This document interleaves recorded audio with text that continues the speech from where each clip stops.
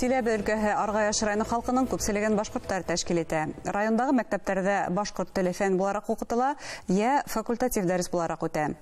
Башкортстандан ситтә башкорт телен өйрәнүчеләр нинди ярдәмгә мохтаҗ? Дәреслектәр һәм кадрдар yeterлекме? Бүген аш хакта һөйләшербез. Һаумыгыз. Эфирда интервью тапшыруы студияда Гөлсемә Иштанова. Программабызның кунагы Республиканың Мәгариф һәм фән министрлыгының Милли мәгариф идаралыгы бүлек итәкчесе Илдус Каһарманов. Һаумыгыз. Һаумыгыз. Илдус Фәнилович, шулай итеп, Силәбе өлкәһендә күпселек мәктәпләрдә башкорт теле укытыла тинек. Бу ысынлап та шулай ине, уны башкорт районы дип тә беләбез. Бүгенгә нинди ситуация был районда? Бүгенге көнгә килгәндә безнең Силәбе өлкәһендә гомумән 31 мәктәптә башкорт теле предмет буларак укытыла һәм 6 мәктәптә факультатив рәвештә укытыла һәм 2-һе ул өстәмә белем бирү учрежденияларында оешмаларында башкорт теле укытыла инде. Аргаяш районында безнең бер гасымда театрлектәге башкорт теленең укытылу ханы кеммәгән булманы.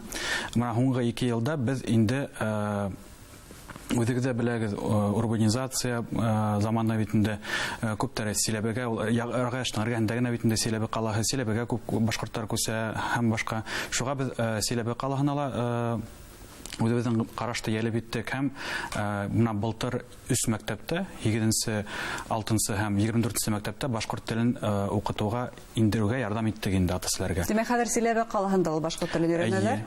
Былтыр 3 мәктәптә аскайнып, менә быел Алла бирһә 1 сентябрь көннән тагы 2 мәктәптә асырга уйлыйбыз, 7-31-нче һәм 54-нче мәктәптә.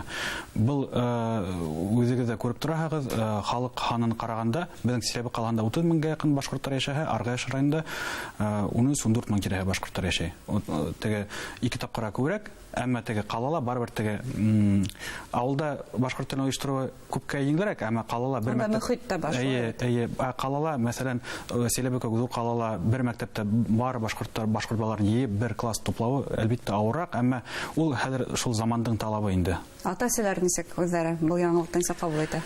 Силәбе өлкәһенә килгәндә бик яхшы карашлылар, гел рухлылар, безгә гел ярдәм итеп торалар. Безгә бит күп тә кирәкмәй. Уларның теләк белдерү генә. Аңнан без инде мәктәп директорларына, урындагы мәгариф бүлекләренә сыгуы, уны хәбәренә тормай дигән күк. Димәк, бу ел тагы Силәбенең үзендә шундай башкорт телен укыту дәресләре оештырыла. Ярдәмгә килгәндә буна дәреслектәр, әсбаптар һәм башка методик ярдәм. 2019 елдан безнең республикабызда телдәрдә хаклыгын үстерү дәүләт программа эшләп килә. Аллаһка шөкер, ул сыгымдар мәндә алынган һәм шулай ук бер сарагы ул сит төбәктәргә дәреслектәр, башкорт теленнән дәреслектәр һәм кулланмалар алып апарып бирү дигән сара бар инде.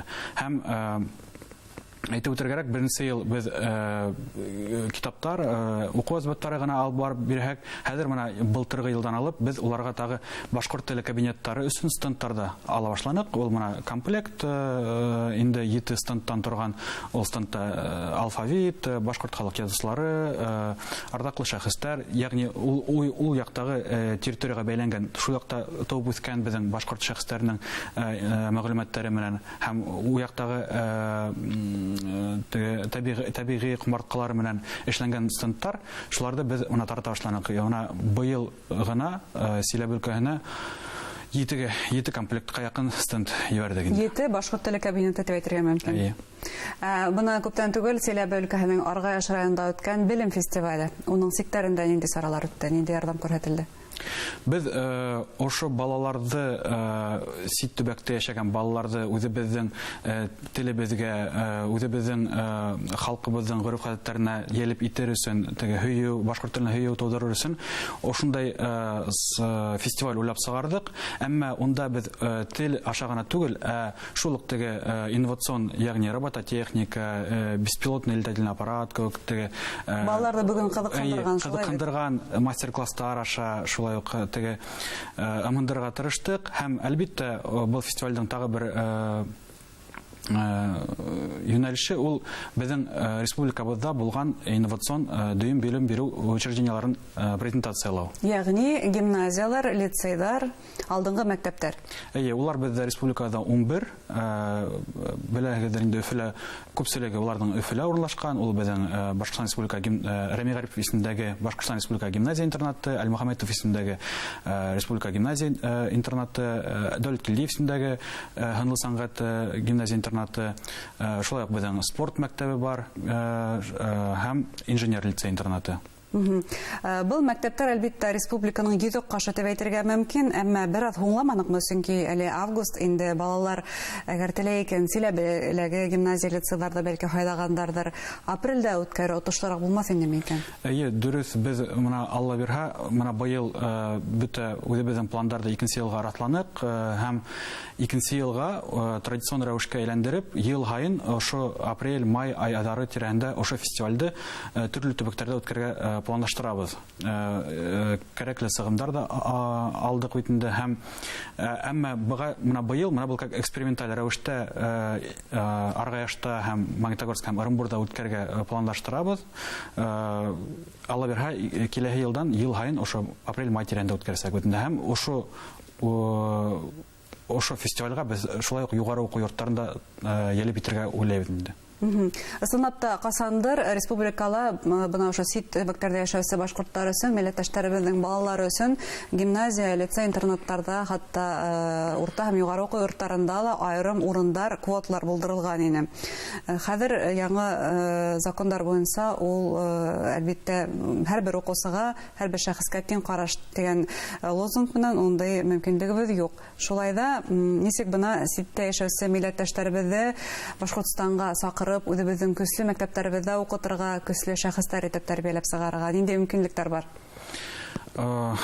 Бында әлбиттә без үзебезнең милләттәшләребезне без бар директорларда шо мәктәп директорларын иеп алып, аңлату эшләрендә алып бардык. Уларга ла теге кыйнырак, чөнки улар бит инде хайлап алалар балаларды, иң талантлы балаларды республика буйлап хайлап алалар һәм уларның теге күрһәткечләр булып тора, теге бөтә уку һәм олимпиада юнәлеше буенча.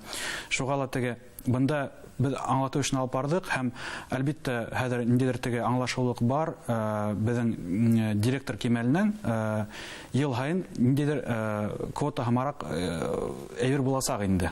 Бернидә дә тек кагазда язылмаһа ла, уларның ел һайын иң һәләтлеләрне алырга мөмкинлек бар шулай итеп. Барыһында бәлки алып булмас, әмма барыбер төбәкләрдән килгән безнең башкорт балаларына ниндидер теге еңелрәк экзамендар буласак инде, еңелрәк гомумән башкорт теленнән шул ук кайбер калган предметлардан еңелрәк эшләр була инде.